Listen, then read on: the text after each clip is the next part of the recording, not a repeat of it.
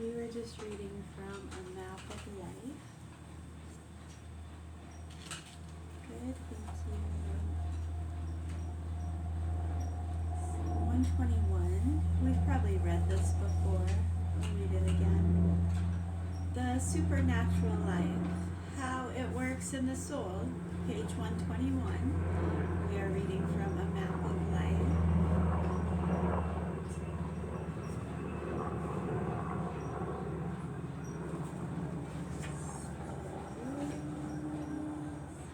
1947.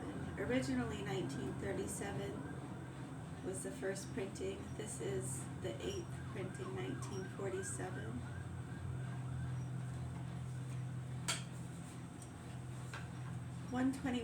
The supernatural life, how it works in the soul. In the last chapter, the channels by which the supernatural life comes to the soul were dealt with. In this, we must consider the life itself and its effects upon the soul.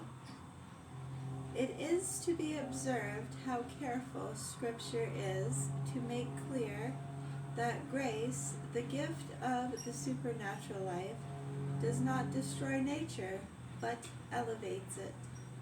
I make all things new, says Christ, not I make all things new. Not I make all new things. I make all things new, says Christ, not I make all new things. So I make things new, not new things. What he said of the law of Moses, I come not to destroy, but to fulfill, he might have said of human nature. He took human nature and into it poured a new thing, thus renewing it, making it new. He did not give new faculties to the soul, but he gave the existing faculties of intellect and will new powers of action, powers to act above their natural level. Here again, we must follow very closely if we are able to grasp the real nature of our road. Powers to act above their natural level.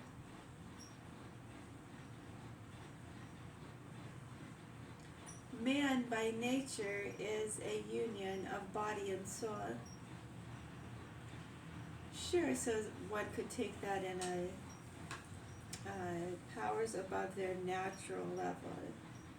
So what would be natural or innate to one individual could be very different to another. You could be speaking of spiritual things or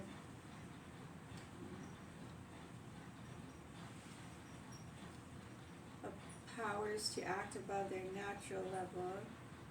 Be talking about weapons or chemicals, who knows? Be a number of things. Many things too are meant to be applied across the board in different sense perceptions or worlds or universes, stories. Exactly. Man by nature is a union of body and soul. The soul has two faculties, the intellect and the will. Now, every faculty of man has first its own proper action, and second, its proper object. Thus, the eye has its action, namely to see, and its object, namely colored surface.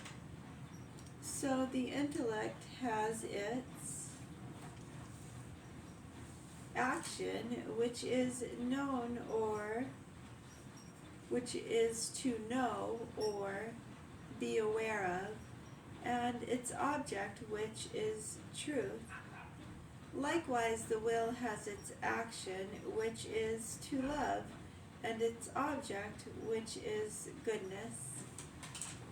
In other words, the intellect knows things insofar as they appear to the soul true, and the will loves things insofar as they appear to the soul good. Now the supreme truth is God, so that the intellect's highest task is to know God, and the supreme goodness is God, so that the will's highest task is to love God.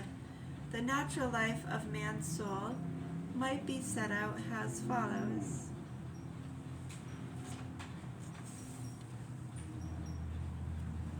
I didn't realize how late it was getting. I may not have started this. But I'm there. Page 122, 123, 124, 125, 126, 127, 128, 131.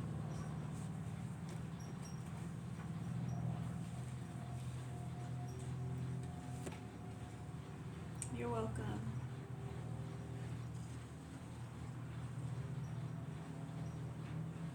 Good, thank you.